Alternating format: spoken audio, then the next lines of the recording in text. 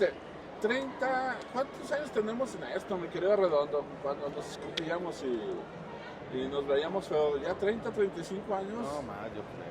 35 sí, ¿verdad? Más o menos yo comencé como en 1988. Sí, pues igualitos. Cuando todavía podías bajar al dugout y no te regañaban. No, muchas cosas se podrían hacer. Estar ahí con los jugadores hasta un minuto antes de que comenzara el juego. Yo estaba con el Zacatillo Guerrero y con Pancho García y con los managers ahí a un lado, fíjate. Qué irresponsable Ahí era en las uno. bancas de madera. Oye, pero también pues se permitía piratearse la señal y transmitir juegos y ahora ya no. Se te hace, fíjate Sí. que está teniendo mucho éxito y después lo retomó ESPN. Efectivamente no tener la señal, pero estar comentando el evento que me parece que va por ahí, ¿no? Sí, yo recuerdo bien, tú también te has de recordar que Televisa transmitía los Juegos del Pacífico, nosotros transmitíamos en el Canal 6 algunos Juegos de Liga Mexicana, Bueno, sí. de Rireros en gira, que ahora ya no se hace, ni en radio, ni en Pero ahora tele. no se hace por otros factores. No, por eso, pero o sea, son detalles, pero sí se ha cambiado mucho Es que pierde la cobertura afición, del Arun. deporte. Mira, yo creo que sí hay un cambio muy radical. Se ha profesionalizado más la Liga Mexicana. Sí.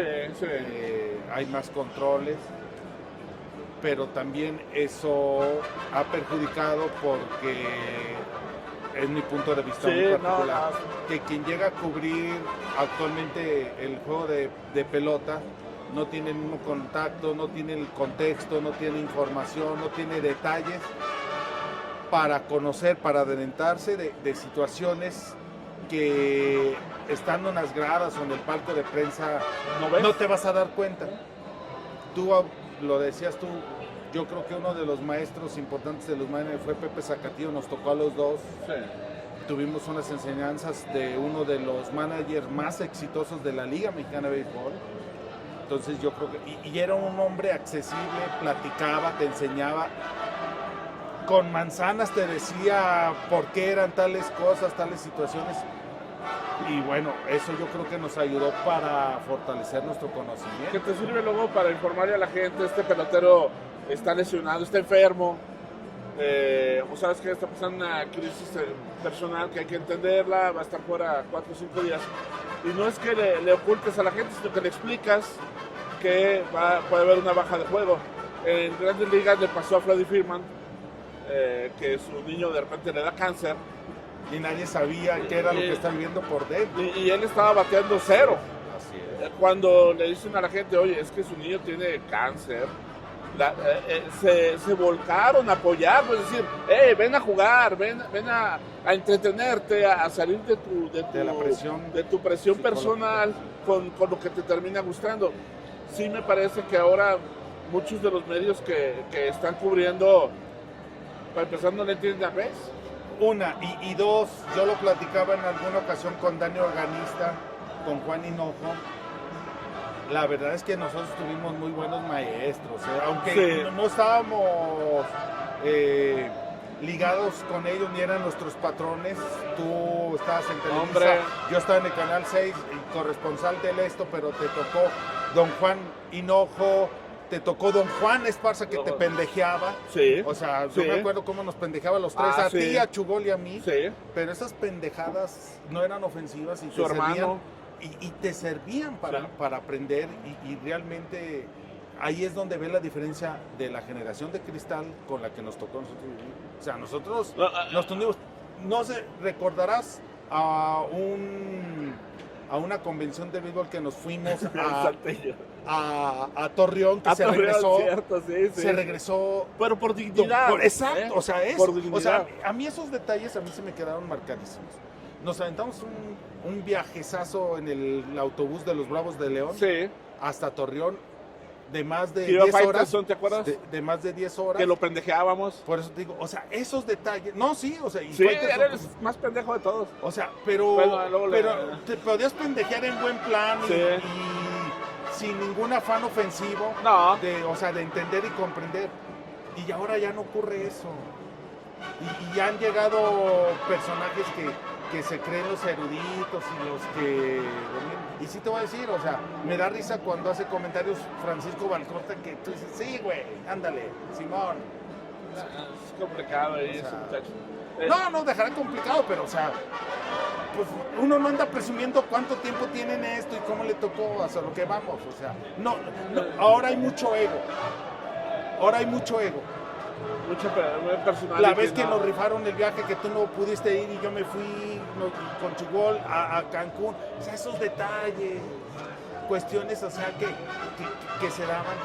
Y también la directiva hacía mucho por promocionar, porque se siguiera el equipo, porque se difundiera. Nos llevaban cuando entrenaban la pretemporada en Salamanca, hacían viajes para allá. Bueno, la pretemporada te llevaban. Por eso. Y ahora presumen que no, como nunca, la difusión y los espacios que no, güey. O sea, aparte. Los rieleros en esa época sí tenían más difusión. Oye, perdón de la palabra, o sea, si ni estaba, yo creo que ni nacía y ni vivía aquí en Aguascalientes, se ponen a hablar pendejadas. O sea, así como tú dices, esas sí son pendejadas. O sea, decir cosas que ni viviste ni que estuviste. La payasada de que te recogen la credencial del lector y no te la das hasta que se acaba el juego, ¿no? O sea, todos esos detalles, ¿no? O sea, sí ha cambiado el béisbol para bien, hay muchas cosas muy buenas. Se ha sabido vender, es un espectáculo. Yo le platico a mi niño que le ha gustado el béisbol y le cuento, lo aburro a veces de las diferencias que había, pero yo creo que nos tocó una muy buena época. Fíjate que uno de los errores actuales de la Liga Mexicana es que no ha sabido vender ni hacer tarjetas. Sí. Ajá, a nosotros nos tocaron tarjetas. Claro, sí. Las últimas tarjetas que hizo Rieleros fueron en el 2012 cuando llegaron al título y eso fue por una iniciativa de Isaac Ibarra y yo que estaba en prensa. Empezamos a aventárnoslas, tomamos las fotos y las sacamos. O sea, todos esos detalles que ahorita se pueden aprovechar debido a todas las facilidades que hay. Yo creo que casi para concluir esta parte, se ha perdido la capacidad de aceptación de la crítica como tal. Bueno, aquí se agarraron a golpes a mi querido Quito Siller por críticas que hacía. Yo veo mis columnas y digo, no, sí me pasaba de bestia. Pero fuimos aprendiendo a hacer la crítica. Y me parece que la crítica no se tiene que rechazar nada más porque ese no está conmigo, está contra mí. Yo creo que la crítica se tiene que asumir como se hace, ¿no? De buena fe. Tú al último no ganas más o ganas menos en una crítica. No, y yo creo que hay gente que sí se forjó en esa época y ya después le cae el 20. En la temporada que acaba de concluir, yo con Enrique Cherrey tuvimos algunas diferencias. Sí. Ya terminó la temporada, platicamos. Yo soy reportero. ¿Sí? O sea, tú eres manager. Igual no podemos estar. ¿Y dónde que lo ayudábamos, asesoramos en algunas cuestiones? Pero hay diferencias. Pero respetas. O sea, dije, órale, no hay bronca ya. Pero nadie sabe, y nosotros no andamos divulgando cuando fuimos golpeados por la misma persona. Sí. Que era censura por las críticas. Sí. Tú lo viviste en la época de la persona esta que trajo el gobernador Miguel Ángel Barberena, que más descanse, el Marín, o sea, qué chingados era ese señor, que te golpeó a ti y después me golpeó a mí, pero teníamos gente que nos respaldaba y la Liga Mexicana nos respaldó, tan es así que lo expulsó de la liga y no andamos haciendo los mártires divulgando esas anécdotas. Sí, hubo golpes ahí en el pero, Chávez, sí. Pero es un orgullo. A mí, en esa época, en la actualidad, eso hubiera sido una privación ilegal de la libertad. Sí. Y fíjate que esas diferencias que yo las viví con Ernesto Ríos, era otra de las anécdotas que yo le platicaba a Daniel Organista. Le digo, el que tuvo que ver en esa cuestión cuando a mí me golpearon fue don Ernesto Ríos González en paz. Pero después fuimos grandes amigos, me enseñó mucho, aprendí mucho de él, platicamos cosas de béisbol, hicimos una buena amistad y yo le agradezco muchas cosas que aprendí de él. O sea, pero cómo da vuelta a la vida y ahora los que van al béisbol van por otra cosa, pues la mayoría, y ni saben, pero ellos se venden como si fueran, ya. Y si ya tienen un micrófono enfrente y dicen, no, yo sí sé porque sí, güey, te dan la chance de transmitir, pero que sepas y que entiendas el béisbol, ya es otra cosa. Me parece que sí. Sí te conté la mía cuando no estoy orgulloso jamás. No. Me cita al Romo Chávez y me dice, oye, quiero hablar contigo de hombre a hombre. Ah, cara. Un señor que había sido senador. Sabía del poder, ¿eh? No. Sí, sabía del poder. Te la cuento. Y luego se pone a un lado del dugout y dice, pégame cuantas veces quieras. No, güey, no es cierto. Pégame. También igual. Pégame, no hay necesidad, güey. Y si le lanzo uno y me volteé, ráscatelas. Y me pone la matadora. Y dice, Cobos, a mí dime lo que sea. Pero dímelo a mí, no lo publiques. Ya lo demás, como dices tú, terminas siendo un gran amigo de esa persona porque hablas al derechazo, oye, no me late este cambio, me parece que podrían haber ganado el juego, me parece que tenemos suficiente picheo, no le muevas. Y ahora me tocó en el palco el dueño de Rileo y dice, es que todos ustedes se sienten managers. No, pues está bien, pues. No, sí, pero sí, fíjate, yo con Tacho ya ¿Sí te llevas bien? lo tuve como jefe y platicamos ¿tú? bien. Lo tuve como jefe, después ya no. Y de primero me veía como enemigo, pero conmigo, al menos, cuando se ha requerido, platicamos bien, cosas off the record, cosas que se pueden manejar, pero bien, o sea, de eso sí. Pero sí es una persona que no domina, y él es honesto, o sea, no domina mucho el béisbol. O sea, no domina. Tan es así que por eso entonces ahí se le fueron...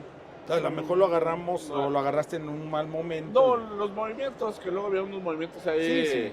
Bueno, entendibles, ahora, la baja de Che Reyes yo creo que fue una cuestión donde ellos no llegaron a un acuerdo y Che prefirió irse a un lugar, ahorita estando cotizado, para que le vaya bien y pensando en su futuro, ¿no? Sí, pero ya no le queda mucho. Pero sí, o sea, volvemos a lo mismo, eran críticas, y don Juan Esparza y don J. Cruz Bonilla, no se diga, eran muy precisas, muy directas, y siguieron, y yo creo que eso para mí, sí me sirvió de ejemplo, para ser objetivo y sin ningún afán. Sí.